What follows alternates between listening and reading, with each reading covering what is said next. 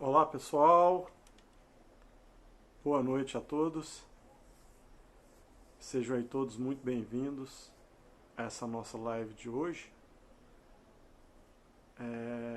Hoje a gente vai ter um tema bastante interessante aí. A gente vai falar um pouquinho sobre o cristianismo e a questão da quântica, né? Vamos tentar buscar um paralelo aí entre esses dois assuntos aí. Boa noite a todos, gente, sejam todos muito bem-vindos. Na verdade, esse tema hoje é um tema bastante interessante, né?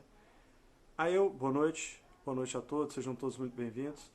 Eu queria tentar fazer essa abordagem livre de dogmas, porque eu acredito que o... Boa noite, Fernanda, seja bem-vindo. Boa noite, Jurema, sejam todos muito bem-vindos aí, pessoal, essa noite de hoje. Porque as questões dos dogmas, eles meio que tolhem o nosso raciocínio, né? A nossa capacidade de avaliação. E eu, por ser e ter uma veia científica, eu gosto de investigar as coisas sempre do ponto de vista, no mínimo, com a relação de crítica, né? Com relação às informações e tudo que a gente obtém, né? Então eu queria traçar alguns paralelos aqui hoje. A primeira coisa que eu quero colocar é que a gente vai partir. Seja bem-vindo, Vitor. Sejam bem-vindos todos aí, muito bem-vindos. A primeira coisa que eu queria colocar aqui é a gente vai partir do pressuposto que tudo que é falado a respeito do nosso Mestre, Jesus Cristo, é verdade, né? A gente não vai aqui fazer questionamentos, nem nada disso. Nós vamos partir do pressuposto que o que está nas Escrituras é uma verdade. Ou seja, vamos aceitar essa verdade para que a gente possa fazer as nossas análises que a gente vai fazer aqui hoje. Né? Então o que a gente observa ao longo aí dos tempos, né? Desde que foi desenvolvido os pilares da filosofia hermética, passando aí pelas questões da... Quando a gente analisa, por exemplo, a linha da religião judaica, a gente tem as questões da Cabala, que foi fortemente influenciada pelos gregos, pela filosofia hermética, pelas questões da astrologia, né? Sejam todos muito bem-vindos, pessoal. Então, chegou um momento na história que o nosso mestre veio à luz. Ele veio fazer a sua experiência terrena, passou aquilo pelo... Seja bem-vindo, seu Chupoi. Veio fazer a sua existência terrena, né? Numa época em que as pessoas viviam uma situação de muita violência, de muita hostilidade, em que se tomava os povos pela força, você tinha as questões das escravidões, tinha toda aquela parte de violência, as guerras, e foi um período muito tumultuado, né, o período que ele veio, em que o Império Romano estava em plena expansão, pleno crescimento, e isso trouxe algumas dificuldades, porque você imagina ele na época, ele era tido como um rei, só que o reino dele não era desse mundo. Como que as pessoas vão entender, né, uma questão dessa? Então, todos aqueles governantes, todo aquele pessoal do Império Romano encaravam o Messi como um revolucionário, né? Uma pessoa que era extremamente disruptivo do ponto de vista das colocações dele. Há um grupo de estudiosos que acredita que o Messi estudou com os essênios, aquele período que ele ficou sumido da história, né? Que você, quando vai ler a escritura lá, você vê que teve um período que ele fica desaparecido, né? Então alguns estudiosos falam que ele teve pela Índia e teve junto com os essênios, que os essênios eram na época o povo mais avançado que existia. Então, a partir daí a gente vê que a bagagem de conhecimento que ele despertou, né, que ele tinha, era bastante avançada, até porque ele se preparou e estudou também. Vamos considerar que além da divindade, ele foi um cara que se esforçou também, que estudou, tá? Então, a partir daí, o que a gente percebe? Até muito pouco tempo atrás, você tinha uma separação muito grande entre o que era ciência e o que era as questões da metafísica, que estavam além da física, que estão além da física e que é domínio das religiões. Né?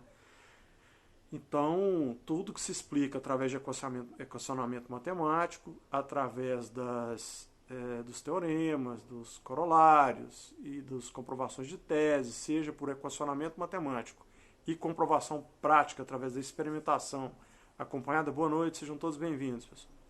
Então, isso é ciência. Então, e a ciência, principalmente a física, ela tenta explicar os fenômenos, mas ela não se preocupa em explicar a causa dos fenômenos. Então, quando os cientistas começaram a estudar, no final do século XIX e o início do século XX, que o Max Planck desenvolveu o modelo da eletrosfera, todo aquele modelo, aquela estrutura atômica, que estabeleceu o quanto de energia, e que o elétron, para ele saltar de um orbital para o outro, ele necessita de um determinado quanto de energia. Quando chega no último orbital, ele salta e a partir daí ele vira fóton, vira luz. Então a energia aumentou muito, a frequência aumentou, ele salta. Então essa luz que ilumina a gente aí hoje é por causa desse fenômeno. Né? Então toda essa modelagem eletrônica, toda essa modelagem atômica, da estrutura atômica, descendo as subpartículas. Então inicialmente achava-se que o átomo era a menor partícula, depois percebeu que era de prótons, nêutrons, elétrons, aí depois percebeu-se que tinham partículas menores, né, que seriam os quarks aí, que compõem as estruturas de prótons e nêutrons, e por final chegou-se no bóson de Higgs, que foi descoberto aí, os cientistas conseguiram detectá-lo através de experimentação naquele acelerador de partículas da Suíça, e ele... Aí você tem o bóson de Higgs, que é a menor parte, que seria a parte matéria, e você tem a parte correspondente à onda, que seria a supercorda. Né? Então você tem toda uma estrutura aí, que algumas ciências ocultas no sentido que são estudos fechados, eles estudam esses elementos e agora, ultimamente, a própria física tem se debruçado sobre esses assuntos. E a partir do experimento da dupla fenda que Erwin Schrödinger fez no início do século XX, aí comprovou-se de maneira muito prática o comportamento dual do elétron enquanto partícula e enquanto onda. E a partir daí nasceu uma série de teorias, né, do campo quântico. Foi aí que nasceu a questão da mecânica quântica. E a mecânica quântica começou a enveredar pelas questões saindo da física pura e simplesmente, entrando na parte da consciência humana, na qual verifica-se que nós somos, na verdade, ondas de informação, e nós temos informação, por isso a gente tem consciência, e tudo que existe também é dotado de consciência. E a partir daí, começou-se a se entender que a gente enxerga esse mundo e percebe esse mundo da maneira como a gente enxerga, através do nosso aparelho sensorial, que foi preparado para perceber o mundo em 3 dimensões. Então, por isso a gente percebe o mundo dessa maneira. Mas, na verdade, tudo que é matéria, na verdade, é energia condensada e é formada por emaranhamento de ondas, vibrando a determinada frequência, e tem energia e tem informação. Então, toda a informação do multiverso está contida aí nessas ondas, porque, na verdade, nós somos fractais do todo universal, ou seja, nós somos elementos que a gente reflete o todo. Ou seja, cada célula nossa, cada estrutura molecular nossa detém informação de todo o multiverso. Não só do universo, mas de todos os universos paralelos, de todas as dimensões, de tudo o que é. Tá? Por que eu estou falando isso? Porque vamos partir do pressuposto que o que está nas escrituras é verdade. Vamos partir desse pressuposto. Porque se a gente questionar, aí teria que invalidar e essas questões não é o que vem ao caso agora. A gente precisa fazer uma análise realmente partindo do pressuposto que aquilo é verdade, para a gente tentar analisar o que está acontecendo hoje. Né? Então a quântica veio como um elemento, um elo de ligação entre a ciência, a física teórica, né, a parte matemática ali, e a parte da metafísica. Porque tem um limbo aí nesses dois elementos, porque um trata da fé, o outro trata da comprovação científica. Então essa questão de você acreditar ou não nas questões dogmáticas da religião é de foro íntimo de cada um. E aí cabe a cada um aceitar ou não determinado dogma e professar determinada uma ou outra religião. Mas existem alguns fatos aí que são bastante interessantes e que a gente precisa pensar um pouquinho a respeito, né? O mestre, quando ele começou a parte operativa dele, né, que ele começou a fazer os milagres, né, ou seja, fazer realmente mostrar que ele veio nesse plano, no planeta escola, teve algumas coisas interessantes que ele falou, e quando a gente parte do pressuposto que ele estudou, né, então quando a gente analisa isso à luz da mecânica quântica, fica muito claro que ele estava falando sobre a mecânica quântica e de uma maneira velada. Talvez porque as pessoas naquela época não tinham o grau de expansão da consciência que as pessoas têm hoje, e qualquer coisa que eles falavam era difícil para ele colocar as coisas de uma maneira elaborada, de uma maneira científica, porque as pessoas não tinham expansão da consciência para poder entender o que ele falava. Por isso ele falou por parábolas, né? E eu não sou teólogo, eu não estudei a Bíblia do ponto de vista da sua estruturação, o meu conhecimento nessa área é limitado, mas tem algumas coisas que a gente lê e que a gente fica por pensar, e é importante a gente trazer para essa nossa análise hoje. Por quê? Porque as pessoas desconhecem o poder interior que têm, né? As pessoas desconhecem a capacidade que elas têm de co-criar a sua realidade com o universo. É como se fossem elefantes num circo amarrados por um cordão, né? Tem um poder gigante, mas esse poder está represado, está bloqueado dentro de si, não consegue jogar isso para fora, para poder manifestar nas suas vidas tudo o que eles querem, tudo o que eles desejam. Então cabe aí a nossa primeira análise. Tem um momento lá na Escritura que ele fala: vós sois deuses, e as pessoas não entendem isso quando ele falou isso. Por que ele falou isso? Ele falou isso, tá aí o nosso teólogo, super entendido da Bíblia. Neto, por favor, caso eu fale alguma coisa errada aí, você tem licença para me puxar a orelha, tá bom? Então, pessoal, o que acontece? Quando ele falou isso, ele estava falando da questão da nossa capacidade de co-criar com o universo. Então, o ser humano, como ele tem uma centelha divina, ele tem essa parcela da criação dentro de si, ele é capaz e tem essa capacidade de co-criar com o universo a sua realidade. A gente co-cria para o bem e a gente co-cria também para o mal. O universo não sabe essa diferença do que é bom ou do que é ruim. O que ele manda para a gente? Ele manda para a gente o foco do nosso pensamento, do nosso sentimento. Então o pensamento modela, o sentimento gera energia, e aí a resposta é imediata. Porque quando entra em interferência construtiva com a onda do vácuo quântico, com a onda do todo, ocorre a sua centelha divinal testemunhar essa interferência construtiva, você colapsa a função de onda e manifesta. Por isso que as pessoas colapsam às vezes aquilo que eles não querem, porque o foco do pensamento e do sentimento está naquilo que a pessoa não deseja. Vou dar um exemplo aqui. Imagina que uma pessoa esteja endividada, ela está com problema de dívidas e está com problema financeiro, né?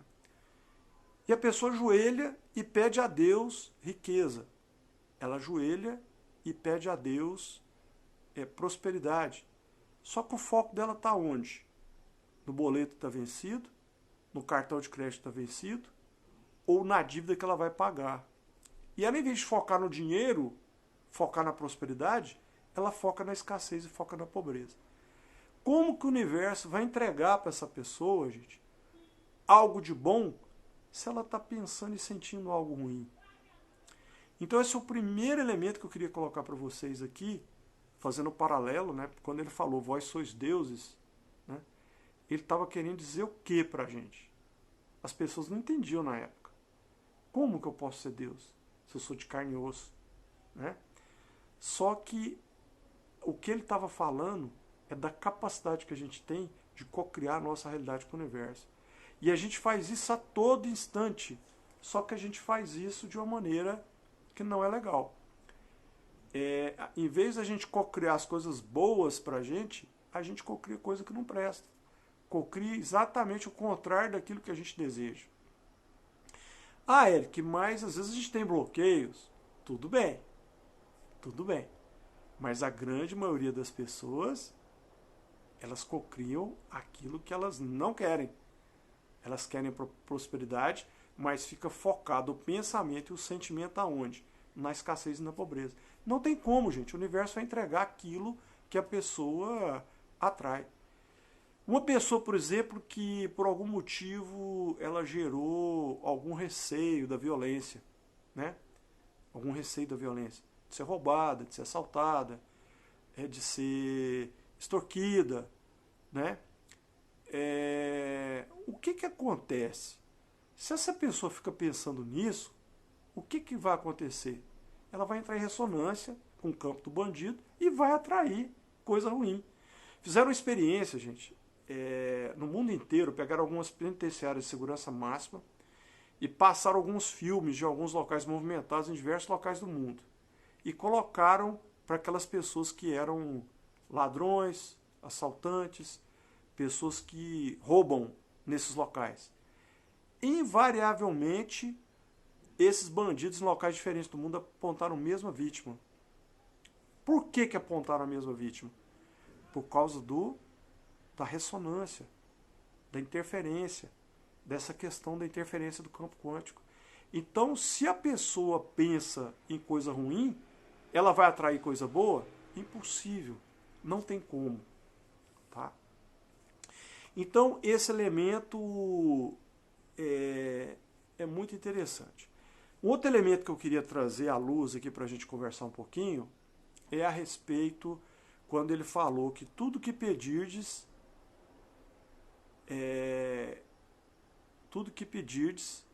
com fé, né, acreditando que receberam, vocês receberão. Olha só que interessante, ele não falou acreditando que vocês vão receber. Tudo que pedirdes, crendo que receberam, vocês receberão. Ele não falou crendo que vocês vão receber ou crendo que vocês receberão. Ele falou no passado. Por que ele falou isso? Quântica. Porque para você colapsar a função de onda, você tem que ter o sentimento de ter conseguido o seu objeto do desejo. Não adianta só pedir. Não adianta só pedir. Você tem que ser o sentimento, você tem que ter o sentimento que você recebeu e que você está de posse daquilo que você desejou. Eu recomendo todo mundo assistir os vídeos do Neville Goddard. Ele tem alguns negócios, algumas questões interessantes, porque ele trabalha muito essa questão da manifestação, né? Ele tem alguns testes práticos, tal. Sejam todos bem-vindos, pessoal. Muito bem-vindos aí a essa nossa live de hoje. Então, ele fala, por exemplo, um exercício muito simples, pessoal, que vocês podem fazer, e que ele fala num dos vídeos dele, que é você manifestar uma borboleta azul. Por que uma borboleta azul? Porque é mais difícil de você encontrar. Então ele fala para você se concentrar e pensar que uma borboleta azul está te visitando, que ela vem te visitar, né? E você pensa na borboleta, nas cores da borboleta, tal, e joga isso para o universo. E veja o que acontece. Tá? Porque se for uma borboleta preto e branco, tem muitas. Se for uma borboleta marrom, tem demais. Mas uma borboleta azul é mais difícil.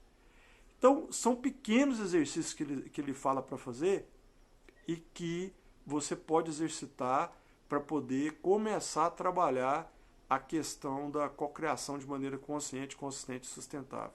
Uma outra coisa que eu falo para vocês é o seguinte: quando vocês forem num lugar de carro que for muito difícil de achar vaga, você pensa, a minha vaga está lá me esperando. E veja o que acontece. Tá, pessoal? Então, quando o mestre falava, tudo que pedirdes, crendo que receberam, vocês receberão. Então ele estava falando nessa questão da cocriação, da capacidade de cocriação, de você fazer o algoritmo, né? Tem um algoritmozinho. Você pensa positivo, sente positivo, age positivo, solta e recebe, né? Então, essas duas primeiras falas remetem diretamente à questão da quântica que a gente estuda hoje.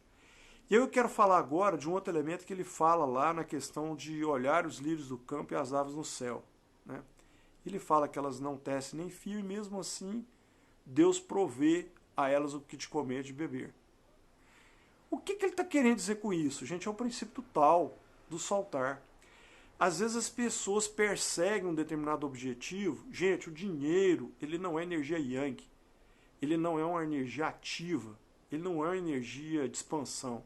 Ele é uma energia passiva.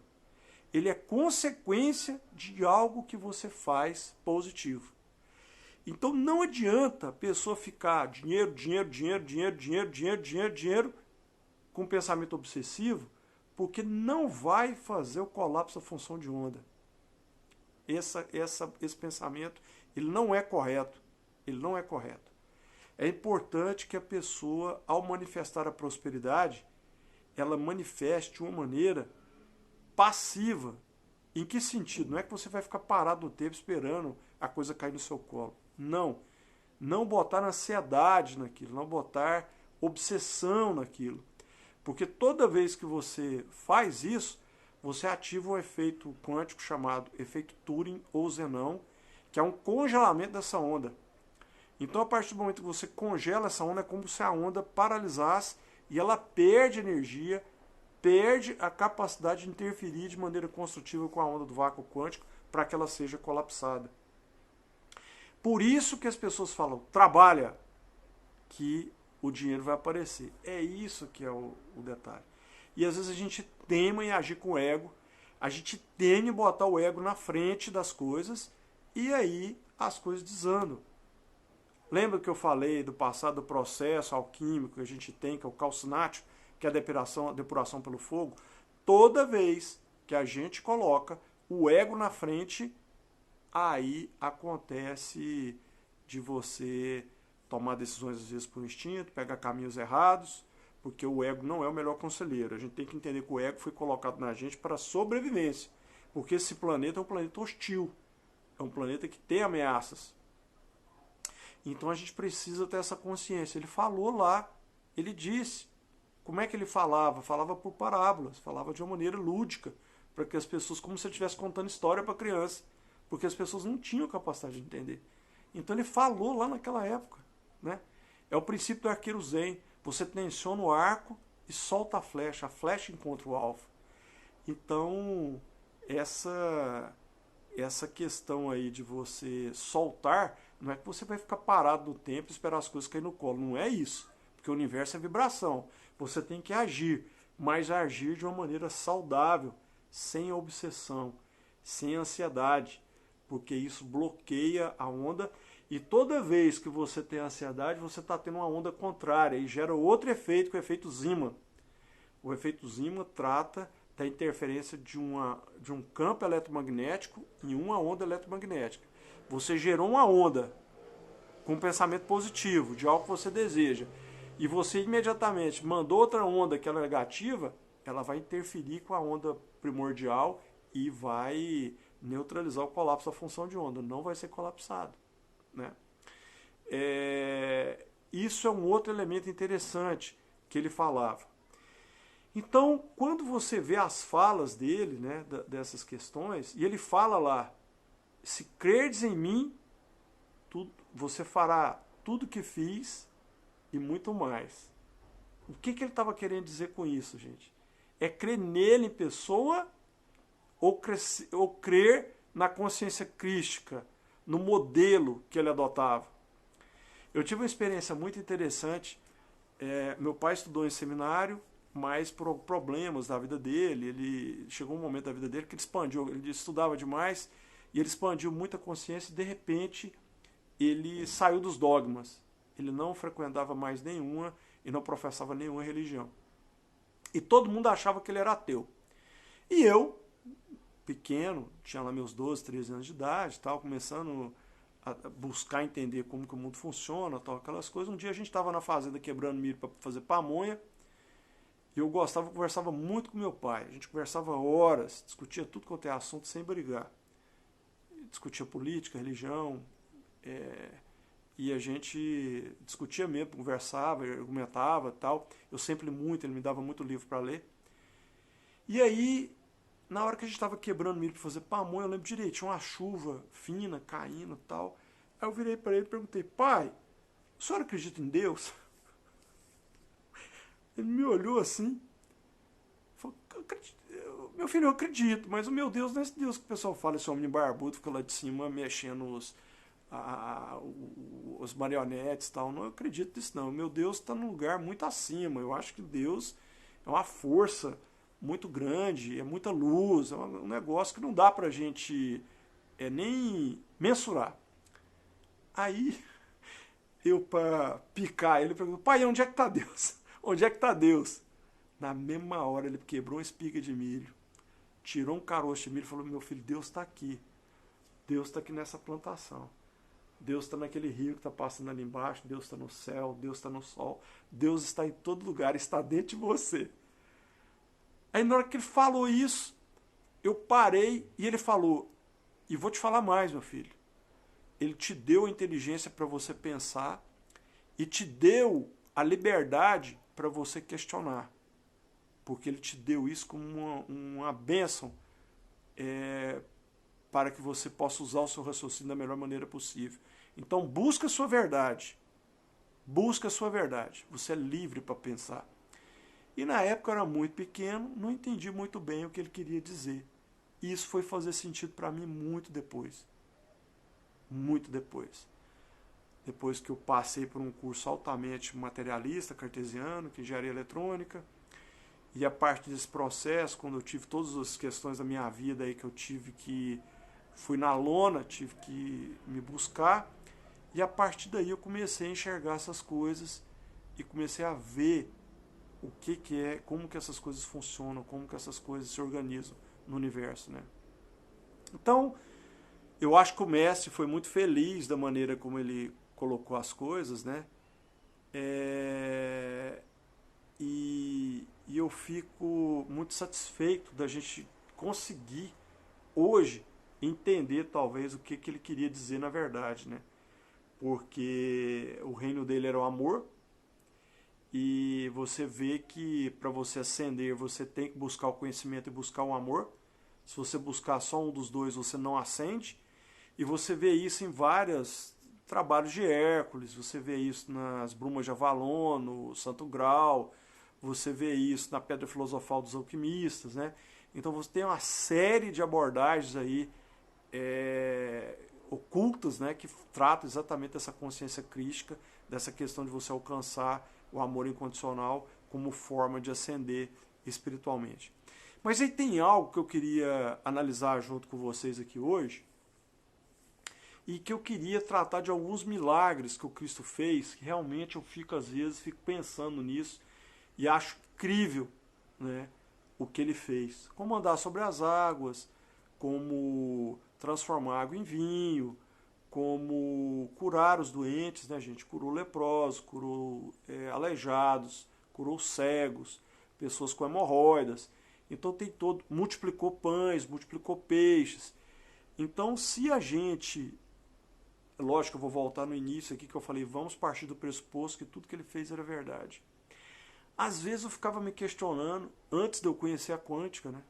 Antes de eu conhecer a quântica, que eu estava lendo as escrituras, eu falava: caramba, o Sol, para transformar átomo de hidrogênio pesado, deutério e trítio, em hélio, olha a quantidade de energia que ele libera, né? É um reator de fusão nuclear, fundindo átomos de hidrogênio em átomos de hélio. É uma energia gigantesca, mantém, sustenta a vida em todo o planeta Terra, e sabe-se lá em quantas dimensões, porque a energia dele perpassa as dimensões também, não é só a luz visível que a gente tem, né? Essas questões aí da fusão nuclear, que hoje você estuda, tal, tem as bombas de hidrogênio aí que são usadas para o mal, mas são reatores de fusão nuclear também, que utiliza para fazer a bomba.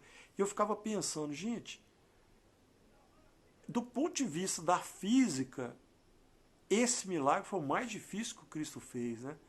Porque você imagina transformar a água H2O em vinho, que é molécula complexa de carbono. E eu ficava com esse negócio na cabeça, puxa, o Sol para transformar hidrogênio, para botar mais um próton ali, para juntar um hélio, né? 2 prótons, 2 nêutrons e tal. Olha a quantidade de energia que é liberada. Que o Sol queima libera essa quantidade boçal de energia para transformar um átomo de hidrogênio em hélio, que seria 2 prótons somente. Agora imagina pegar e transformar H2O, átomo de hidrogênio e oxigênio, em moléculas complexas de carbono, transformar em carbono. E eu ficava me questionando com isso do ponto de vista físico, né? Como que pode? Porque hoje você vê o cara, por exemplo, uma pessoa doente, você tem recursos aí para que possa ser curado, né? A lepra, que na época não era curável, hoje tem cura, na grande maioria dos casos, quando é detectado a tempo, tal. Alguns tipos de cegueira você cura, tal. Então, tentando buscar um paralelo, né? A questão da multiplicação dos pães e dos peixes também é um negócio que a gente questiona. Andar sobre as águas, a gente tem aí relatos de yogis na Índia, lá, aqueles mais antigos, tibetanos, aí, que conseguem, a partir do desenvolvimento da pineal, fazer a levitação, né? E aí vem as questões quânticas, né? As questões quânticas, porque como são ondas, e tem um elemento na quântica, que é as questões das pontes Einstein-Rosen, né?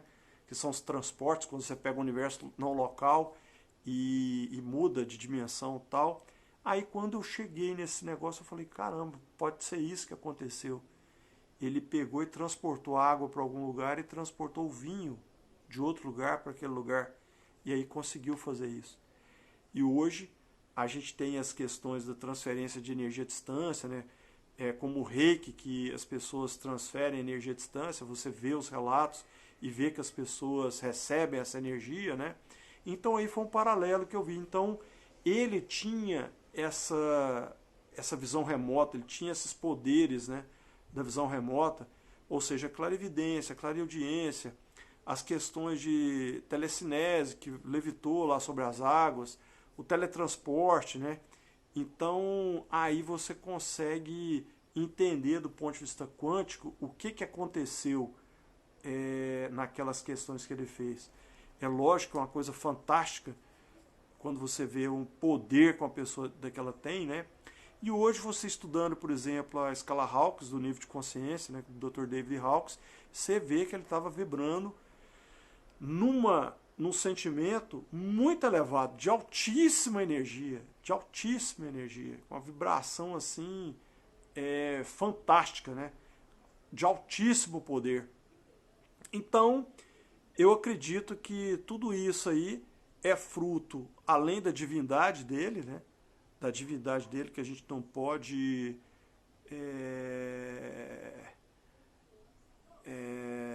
essas questões aí da mecânica quântica, né? E que aí você pode entender um pouco, trazendo para a quântica e saindo um pouco do dogma, né? Porque é fantástico quando você analisa a vida dele, a obra dele, o que ele fez. Eu acho que é interessante demais esse negócio aí. E aí a gente parte para as questões das lições de vida, né? Porque ele fez um ensinamento atrás do outro, né, pessoal? Então hoje na quântica, quando a gente estuda, tem vários paralelos aí. Mas eu acho que a principal lição aí que ele deixou é aquela do buscar primeiro o reino de Deus e toda a sua justiça, e tudo mais vos será acrescentado. Às vezes as pessoas ficam... às vezes a gente fica pensando, trabalhando com ego, porque a gente quer as coisas, né? A gente quer tal e busca, que não é errado querer, não é errado desejar, mas você busca isso de maneira, digamos assim, obsessiva, de maneira tensa, e aí você deixa de alcançar os seus objetivos, né? deixa de alcançar aquilo que você deseja porque você não coloca o amor para poder se desenvolver. Interessante que às vezes as pessoas têm estágios, né? A pessoa às vezes está paralisada, de repente ela leva um choque, começa a vibrar na raiva, usa o ego, porque a raiva está intimamente ligada ao ego, e à medida que as coisas começam a acontecer, ela vai saltando, mudando a posição na escala, até chegar no amor.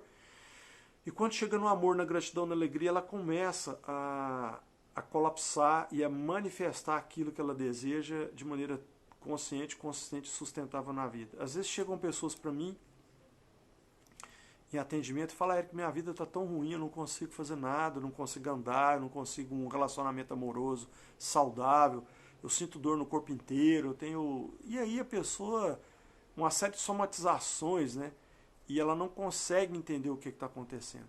E às vezes é simplesmente a questão de estar usando o ego para conseguir as coisas. E não, em vez de co-criar com o universo, você imagina, você pode usar a energia do universo, gigante, que é infinita energia, infinita vibração, infinita frequência, infinita consciência, né? Infinito amor. E a gente, em vez de usar essa energia, a gente tenta criar com o ego. Então é matéria criando matéria, e aquela dificuldade, um sofrimento.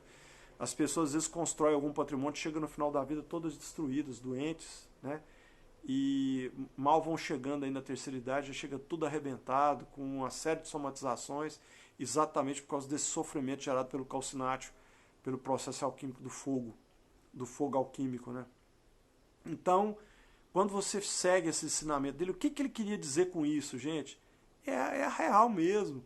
Se você consegue vivenciar o amor, e principalmente o amor incondicional, tudo que você quiser, você atrai. O universo vai te entregar, que é a consciência crística. Só que a gente tem uma dificuldade imensa de entender isso. Imensa de entender isso. Muitas vezes, porque às vezes a gente não sabe o que é o amor.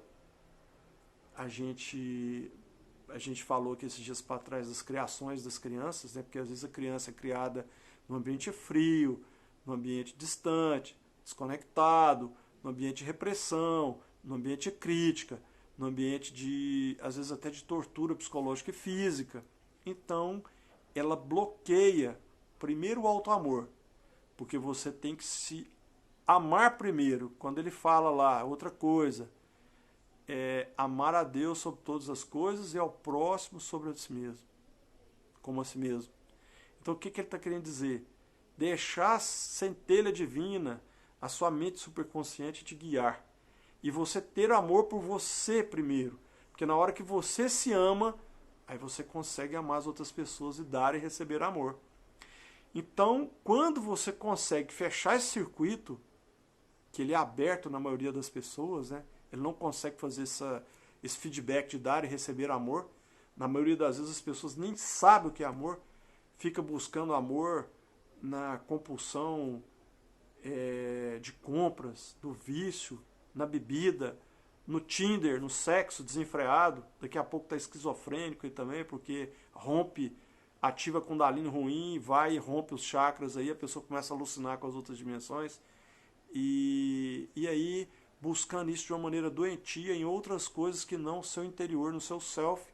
E aí não consegue se libertar da Matrix, ou seja, fica nessa roda na roda de Sansara, né? Porque você cai, aí de repente você começa a evoluir, tal, prosperar, de repente, aí você vê, nossa, vai acontecer aquilo de novo, e cai de novo, aí você começa de novo, e com efeito repetitivo. Por quê? Porque você vai atrair situações para você passar na prova. Então, enquanto você não ultrapassa aquilo e passa, você não consegue evoluir. E às vezes quando vai dando aí seus 38, 40, 45 anos, é quando a pessoa sente que algo está errado. Ela às vezes não tem a consciência, mas ela sente que algo está errado. Aí chega para mim lá muitas vezes no atendimento: Eric, já aconteceu isso N vezes na minha vida e vai acontecer de novo. E a pessoa não consegue isolar o aprendizado que ela tem que ter daquilo para ela conseguir pular a etapa. e conseguir passar na prova, entre aspas, né, e seguir adiante. E um sofrimento contínuo, sem parar, por causa exatamente dessas questões. Quando você está vibrando no amor, gente, isso não é um processo, tá? Eu não estou falando aqui que é fácil, eu não estou falando que é simples, eu não estou falando que é instantâneo, é um processo. O processo de ascensão é um processo solitário. E quando você começa ele, você não para mais. E outra, a hora que você começa a evoluir, todas as energias que não compactuam com você nesse processo evolutivo, elas saem da sua vida, não ficam. Né? Amigos, colegas, parceiros, todo mundo, quando você começa o seu processo, porque ele é personalíssimo, e a verdade ela é personalíssima, ela é de cada um, mas na hora que você começa na sua busca e na sua evolução, aí tudo aquilo que não vai junto com você é sacado da sua vida, naturalmente sai da sua vida. Né? Então aí as pessoas às vezes vão despertar o alto amor na hora que já estão aí com seus 45, 48, 50 anos, né?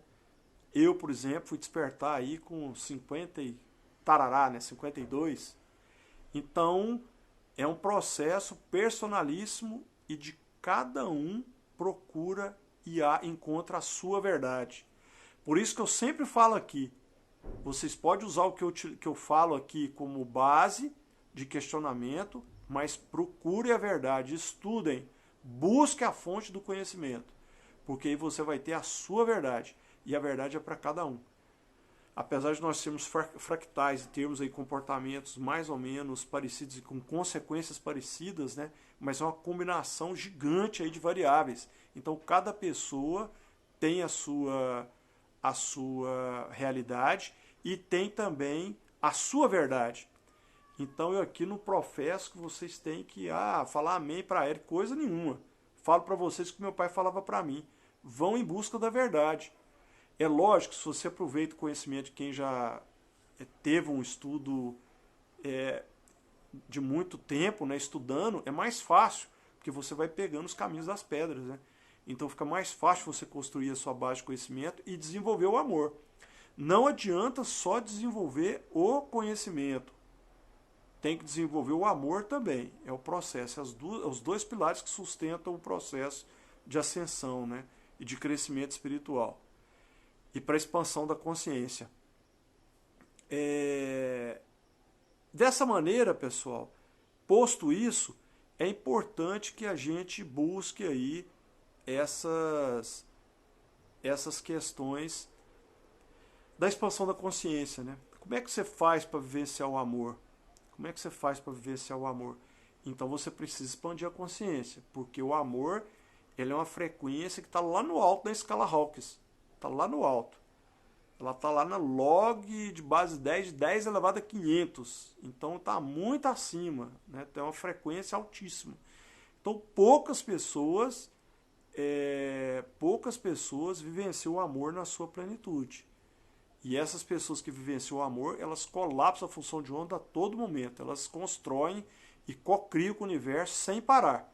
Porque é a energia que entra em ressonância com a energia do universo, do todo universal. Né, pessoal? Estamos falando aqui de condições normais, né? E vamos... lógico que tem as travas, que cada um tem as suas travas e tem que ser trabalhadas para poder acessar essa realidade, né?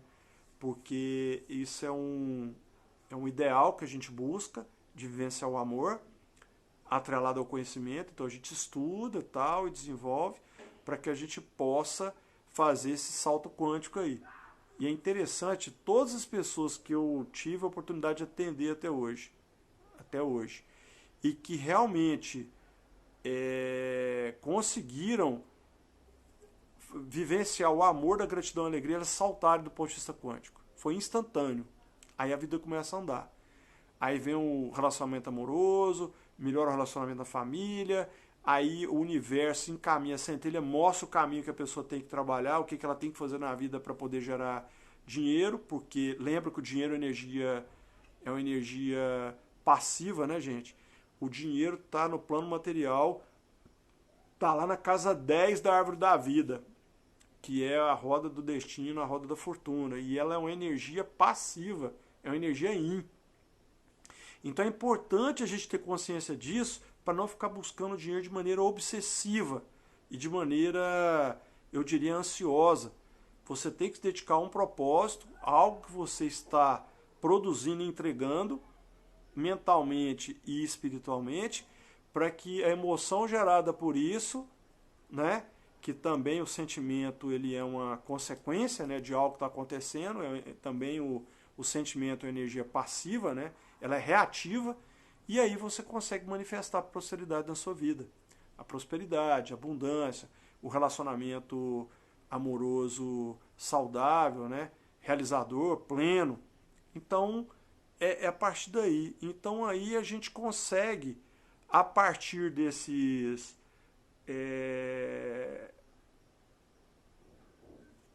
O que a gente faz hoje, na verdade, quando a gente pega esse paralelo aí entre o cristianismo e a questão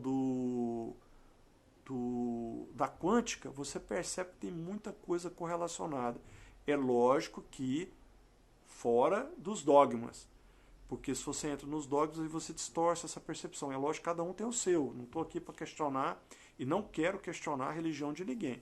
Eu acho que cada qual deve professar sua fé e tudo bem, e eu acho que está tudo certo. Mas é importante que a gente faça essa correlação, né? Porque teve outros mestres também que falaram, Lao Tse, Buda, e você vê as falas, como que foi e tal. O próprio Buda, ele perseguiu tanto, ele praticou tanto efeito Zenon na vida dele, na hora que ele sentou debaixo da árvore, que desistiu, ele se iluminou. Isso está a base aí do budismo, né? Então o Lao Tse fala que o Buda é o homem menos o ego. Por quê? Quando você neutraliza o ego, é o caminho para você conseguir permitir que a sua centelha atue. E a sua centelha começa a te guiar. E começa a te guiar, te colocar naquelas realidades alternativas que ela conhece, as realidades alternativas que são para o seu bem maior. Ela conhece todas as suas infinitas realidades alternativas. Então, a partir daí, você tem condições de co-criar com o universo tudo que você deseja. Tem uma colega aqui que está perguntando: Érico, você acredita na energia vril? E esse pode ser o fato de andar sobre as águas? Então, eu acredito na energia vril. Gente, para quem não sabe, a energia vril foi uma energia que era dominada pelos Atlantes, tá? E ela era ativada principalmente a partir da estrutura molecular dos cristais e liberava uma energia boçal, né? E os Atlantes, eles dominavam essas energias. E foi essa energia que causou a destruição da Atlântida. Então, como o nosso mestre, alguns teóricos dizem que ele estudou com os essênios, e há também algumas teorias que dizem que os essênios receberam os ensinamentos atlantes e eles dominavam a energia vril, então eu acredito que sim, pode ser energia vril. Tá? Ele tinha uma expansão da consciência gigante, ele estava vibrando num nível de frequência muito elevado e com certeza ele deve ter acessado essa energia. Eu não ia nem falar isso aqui porque é uma coisa que poucas pessoas aí dominam e conhecem, mas sim, eu acredito que possa ter sido. Tá? Não só pelas águas, como alteração de estrutura molecular de aleijados que ele alterou, cegos que passaram a ver. Ele curou muita gente que realmente, em tese, só com alguma fonte de energia muito forte para ser curado, né, pessoal? Se você analisar do ponto de vista energético aí, ele fez coisas realmente aí, são muito interessantes aí. E é lógico que essa energia é uma energia que hoje deve ter uma meia dúzia de pessoas no mundo que domina. Eu sei de uma aqui no Brasil que domina. O Reginaldo sabe de mais outro, né? Conhece? Mas eu acredito que deva ter aí no máximo se contar nos dedos da mão aí, umas 10 pessoas no máximo que dominam essa energia aí. E realmente é uma energia muito disruptiva e ela é capaz de coisas milagrosas, também destruições imensas, né? Eu sugiro que vocês leiam aí o livro Atlântida do Reino da Luz e Atlântida do Reino das Trevas, tá, pessoal? Quem tiver curiosidade aí, pode ler esses livros aqui. Esse livro faz uma breve abordagem aí sobre essas questões da energia vril, tá? É muito interessante isso aí. Por isso que a gente tem que buscar a verdade, né, gente? Porque existem mais coisas entre o céu e a terra do que já dizia a nossa vã filosofia, já dizia Shakespeare, né? Então, pessoal, a gente está caminhando aí para o último momento da nossa live de hoje. Se alguém tiver alguma pergunta aí e quiser colocar, eu fico à disposição. Dentro do que eu puder responder, eu estou à disposição. Se as pessoas tiverem... às vezes não quer colocar pergunta aí e tal no chatzinho, pode colocar no direct. Depois, quando eu for ver aí as mensagens, eu posso buscar responder para vocês, tá, pessoal? Então, qual que é o mote hoje da nossa fala aqui? É a gente entender que, primeiro, nós somos deuses, tá? A gente tem a capacidade e ela foi outorgada pela criação. Nós temos uma faísca da criação conosco, a gente tem uma centelha divina. E o mestre veio para nos mostrar isso, né? E nós somos Deus do ponto de vista da co-criação com o universo da nossa realidade. A gente tem que ter autorresponsabilidade. A gente tem que ter autorresponsabilidade com o que nós somos e como nós estamos, né? A segunda coisa, a questão de buscar o reino de Deus e a sua justiça e tudo mais o será acrescentado. O que quer dizer isso? Buscar o amor, expandir a consciência, porque aí você consegue tudo que você quer, tudo que você deseja, tá? Sem o ego, a partir da cocriação com o universo, né? E a outra coisa é que para tudo isso você tem que desenvolver primeiro o seu auto-amor. Tem que desenvolver o seu auto-amor. É o que o nosso amigo Joshua Stone, no livro Psicologia da Alma, ele fala sobre o poder pessoal. Quem tiver curiosidade aí, gente, de ler, tá? É o do Joshua Stone, A Psicologia da Alma. É um livro que vale a pena ser lido, quem tiver curiosidade aí.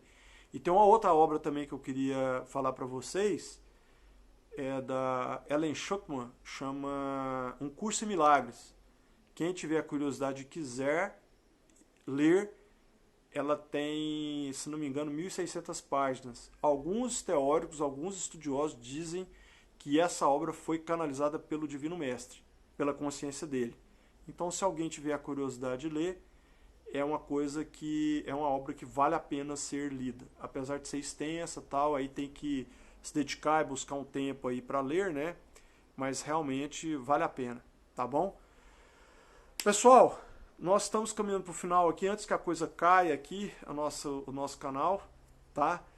Recebam aí a minha gratidão, por favor, muita gratidão a todos por estarem me ouvindo aqui nessa noite de segunda-feira, tá?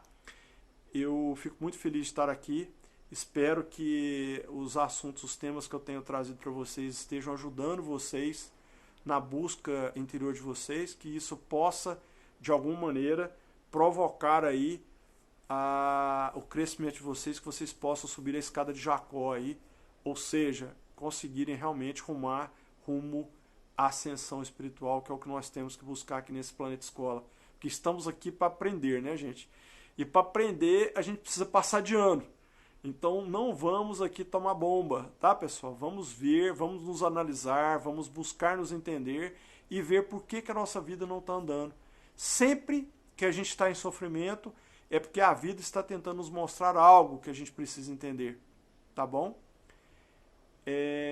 O último que deu a dica, o livro, perdoe, eu não sei o seu nome aí, Senelita? Bom, eu falei da Ellen Schuckman, que é Um Curso em Milagres, falei do Psicologia da Alma, do Joshua Stone, falei do Atlântida no Reino da Luz, do Reino das Trevas, para quem quiser saber um pouquinho da energia vril. Tá bom? São essas 3 obras. Pessoal, fiquem com Deus, vai cair aqui. Muita luz a todos. Que vocês tenham uma noite maravilhosa e que vocês possam crescer e se desenvolver aí sempre, rumo à luz, rumo ao desenvolvimento e à expansão. Fiquem com Deus. Gratidão, gratidão, gratidão. Até quinta-feira.